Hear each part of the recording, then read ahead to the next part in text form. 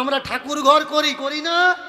ঠাকুর ঘর করে কিছু করি বা না করি, ঠাকুর ঘরের আগে একটা ঘন্টা ঝুলিয়ে দিই, ঢোকার সঙ্গে সঙ্গে কি করি, ঢং করে বাজিয়ে দিই।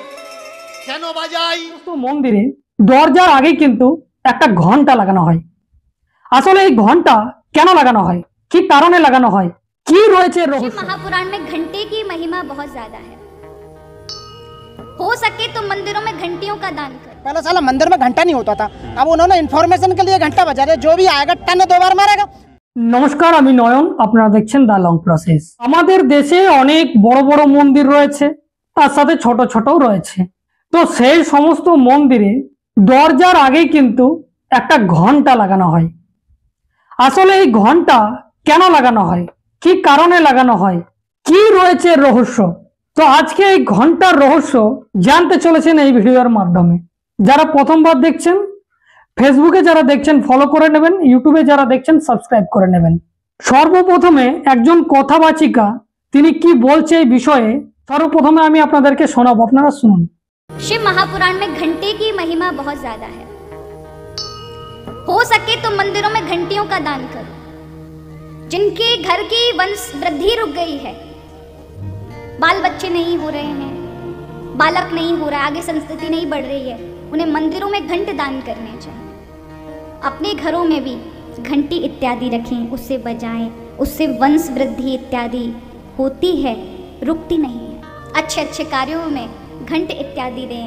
देवियों के मंदिर में, महादेव के मंदिर में कलश इत्यादि, घंट इत्यादि, इनका बड़ा महत्व है। उसका वंश नहीं रुकता जो घंट इत्यादि का दान करता है, दान इत्यादि मंदिरों में करता है। তাহলে আপনারা শুনলেন। এইবার আপনাদেরকে একটা কথা বলি, যদি একটা মন্দিরে ঘন্টা লাগিয়ে দিলে সন্তান প্রাপ্তি হয়, তাহলে আজকে দেশে ছেলে আর মেয়ে উভয়ে বিয়ে করে সহবাস করার প্রয়োজন হতো না। মন্দিরে একটা ঘন্টা লাগিয়ে দিলেই আপনার সন্তান হয়ে যেত, এত ঝামেলার দরকার ছিল না। তো এটা কি হিসাবে আপনারা দেখছেন? সত্যি কি এটা দাঁত কথা, এটা কুসংস্কার, এই কথার কোনো মিনিং হয়? কি মনে হয় আপনাদের? অবশ্যই কমেন্ট করে জানাবেন। এবং দ্বিতীয় দিকে দীনকৃষ্ণ ঠাকুর তিনি এই ঘন্টার সম্পর্কে কি বলছেন শোনাবো আপনাদের। আমরা ঠাকুর ঘর করি করি না? ঠাকুর ঘর করে কিছু করি বা না করি, ঠাকুর ঘরের আগে একটা ঘন্টা ঝুলিয়ে দিই, ঢোকার সঙ্গে সঙ্গে কি করি, ঢং করে বাজিয়ে দিই। কেন বাজাই?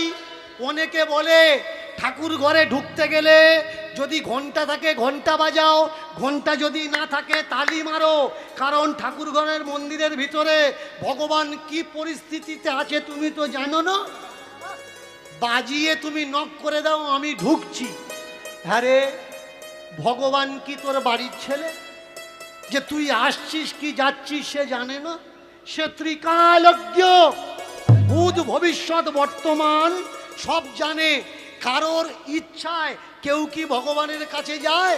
ভগবান ইচ্ছা করলে তবে তুমি ভগবানের কাছে যেতে পারবে, না হলে তুমি ভগবানের কাছে যেতে পারবে না।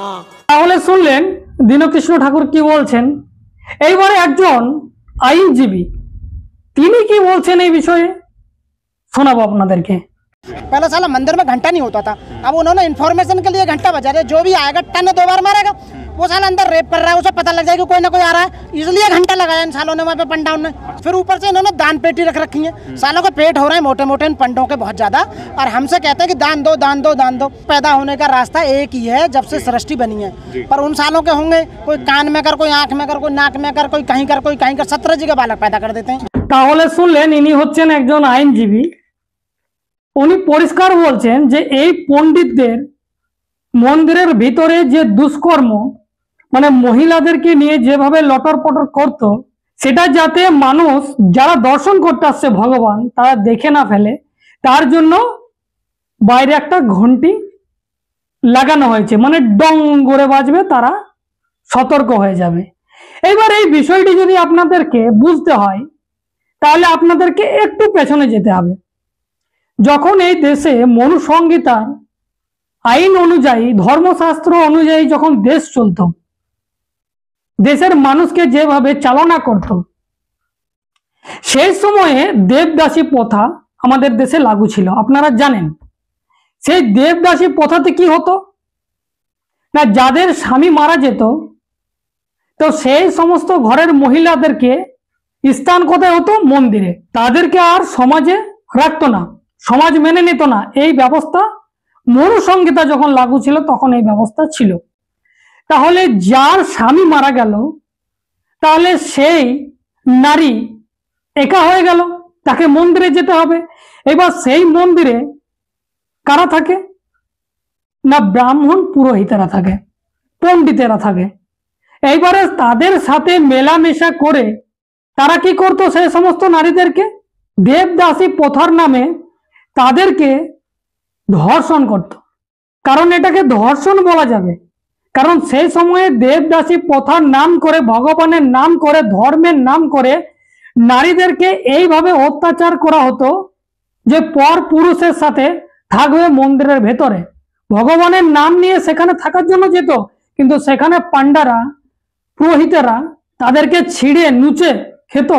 এবং যখন তাদের গর্ভে সন্তান চলে আসতো এবং সেই সন্তান যখন জন্মগ্রহণ করত, তখন তাদেরকে নাম দেওয়া হতো হরিজন, মানে হরি, হরি ভগবান, মানে হরির দান মন্দিরে থাকে। তাহলে হরি, হরির দান মানে এ হচ্ছে হরিজন, মানে সেই ব্রাহ্মণ পুরোহিতদের নাজায়েজ সম্বন্ধের কারণে সেই মহিলার গর্ভে বাচ্চা চলে এসেছে, যখন সে জন্মগ্রহণ করছে, যাতে না এটা বুঝতে পারে এর সঙ্গে কে দুষ্কর্ম করেছে, যার জন্য এই সন্তান গর্ভে এসেছে, তাহলে এটা ধরা পড়ে যাবে।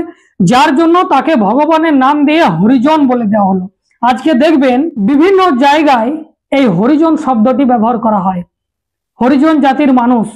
তো হরিজন এই শব্দ বেশিরভাগ কে ব্যবহার করত? গান্ধীজি। তো এইভাবে যারা মন্দিরের ভেতরে দুষ্কর্ম করত, মেয়েদেরকে নিয়ে ফষ্টি নষ্টি করত, তো এই সমস্ত পান্ডারাই সকলে মিলে যখন এই সমস্ত দিককে অধ্যয়ন করে দেখলো যে এই সমস্ত করছি আমরা যখন মন্দিরের ভেতরে, তখন বহু মানুষ তো দেখে ফেলছে, তো এটা তো একটা অন্যায় হয়ে যাবে। তাহলে কি করা যাবে না, ঘন্টি লাগাতে হবে। তো সেই মন্দিরের বাইরে একটা ঘন্টা লাগানো হয়। আপনারা দেখবেন এখন ধর্মের নামে চলে যাচ্ছে, আপনারা ডিপলি চিন্তা করেন না, ভাবনা করেন না, যার জন্য এই সকলগুলো আপনাদের কাছে কিছু মনে হবে না। কিন্তু বাস্তব সত্য এটাই যে ঘন্টি লাগানোর অর্থ হচ্ছে যে আগাম সতর্কতা জারি করে দাও যে এখানে একজন দর্শনার্থী এসেছে, ভেতরে যদি পান্ডারা কিছু করছে সাবধান হয়ে যাও। তাই তো মন্দিরের বাইরে ঘন্টা লাগানো হয়। তাছাড়া যারা কথাবাচক রয়েছে তাদের কথায় কোনো রকম যুক্তি নেই। মন্দিরে ঘন্টা বাঁধলে সন্তান প্রাপ্তি হয়, এটা কোন ধরনের লজিক? তাহলে আপনারা বুঝতে পারছেন যে এই কথাবাচিকা সে বলছে মন্দিরে ঘন্টা বাঁধলে সন্তান প্রাপ্তি হয়, আর মনুসংহিতায় দেবদাসীর প্রথায় পান্ডারা যে ফষ্টি নষ্টি করতো মেয়েদেরকে নিয়ে, দেবদাসী প্রথার নামে এই মন্দিরে থাকা মহিলাদের গর্ভে যখন সন্তান জন্মগ্রহণ হতো, সে হরির জন হয়ে যেত, হরির দান হয়ে যেত। মিলছে কথাগুলো? তাহলে আপনারা বলুন, এই যে মন্দিরে ঘন্টা ভগবানের সাথে কোনো রিলেটেড আছে? যদি তাও থেকে থাকে অবশ্যই আপনারা কমেন্ট করে জানাবেন। বাকি এই বিষয়ে আপনাদের কি মতামত রয়েছে অবশ্যই আপনারা কমেন্ট বক্সে লিখে জানান। এখন এই পর্যন্তই, ধন্যবাদ।